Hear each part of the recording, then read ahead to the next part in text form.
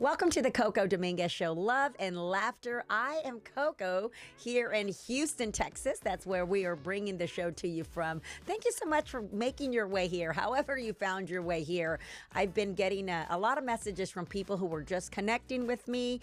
I've been in media, radio, and TV for about 25 years, but as of recently, some new folks have found their way in from different countries, and it's got a lot to do with the Netflix documentary that I was just a part of. It was the Trainwreck series, the Astroworld tragedy documentary. So welcome if you're coming in from that. It was a really big deal, such a tragic situation. And Netflix and the production company, Passion Pictures out of the UK, asked me to be a part of this documentary. It started last fall.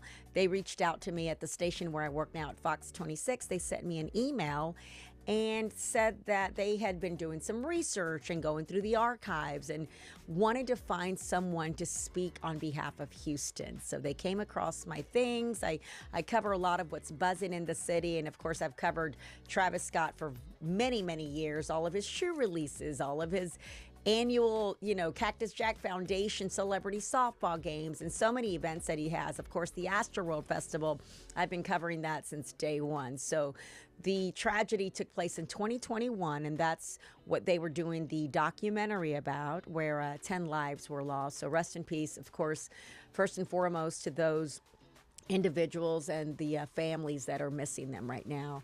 They came to me, and I'm not a hard news reporter. I don't cover death and destruction, but they wanted me to talk to them about Houston. They wanted me to tell them about what I know about the city. I was born here, and just the things that I've seen and experienced with the Astroworld Festival itself. But this specific year obviously was not at all how we wanted it to end. So they came out here in the fall.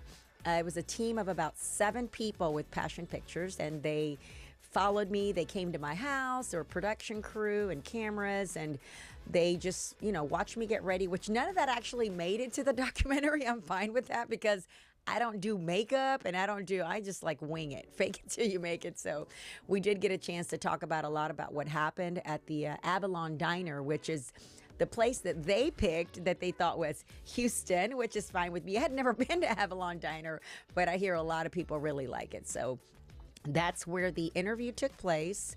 And, it was really emotional. I'm not a big crybaby, but I mean, just talking and reliving through some of those things that they wanted to know about. And, they just were asking me about Houston and what kind of city we were. And, I went into the whole detail of how we're Houston strong. We came, we had the Hurricane Harvey here, and that's one of the things that really, especially that year, that 2017, really tested us as a community, and we did come together. That's how we came up with Houston Strong.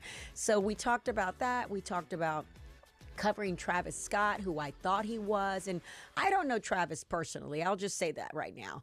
I said hi and bye to him, different occasions. We know of each other, but I don't have a friendship or relationship with him. Him and his sister, Jordan, we follow each other on Instagram, and they do such wonderful things with the Cactus Jack Foundation and then the Design Center, where they allow the youth and to come in and design their own shoes. And it's just a lot of what he's devoting to the youth, which is kind of the main things. And of course, the baseball of the HBCUs. It's just a lot. So that's kind of what I've always covered until the tragedy happened in 2021 at the Astroworld Festival, which, by the way, it took a long time that evening, or even by the morning, everyone knew, but not a lot of people had known what had happened, because to be honest, it was a nice day.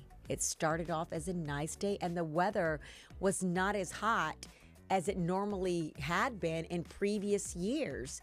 So it started off as a nice day. I interviewed Master P and his son earlier that day, and it was just a good vibe. Everybody's sitting around in circles and, having food and riding the rides. And I know a lot of the documentary shows, people breaking down the gates and all that stuff. And that may have happened at some of them, but it wasn't the scene the entire time, which I'm glad that the documentary showed that there was peace and fun and love, and everyone, his fans always just tend to get a little excited about seeing him. So not that they've just broken down those gates, even at shoe releases, he kind of walks through the crowd, so they love to kind of go to them, and he loves to go to them. So it was a real loving vibe that did not end well at all, especially for those 10 families who lost their loved ones. But I just wanted to make sure that I connect with you guys, and for everyone who's watched it, thank you. For everyone who's reached out, thank you so much. I know it's a hard watch, and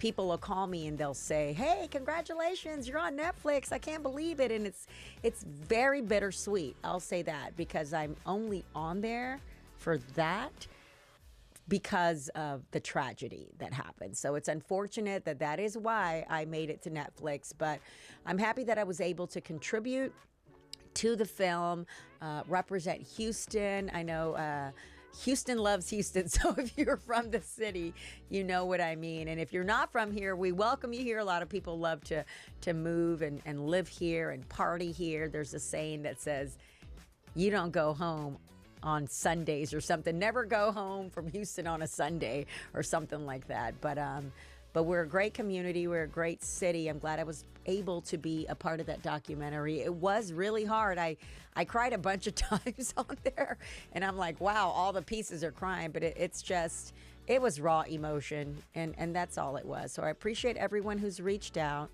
It's unfortunate that we'll probably never have another festival again. I don't think that the city would even want to be involved for that reason, but you can still see him throughout different cities and venues. I know he still performs throughout for those fans who are still there. And I won't get into the legal part of it because all of that was settled. Like I said, I don't cover hard news or any of that, but I'm happy that you're here. If that's the reason that you're here through the documentary.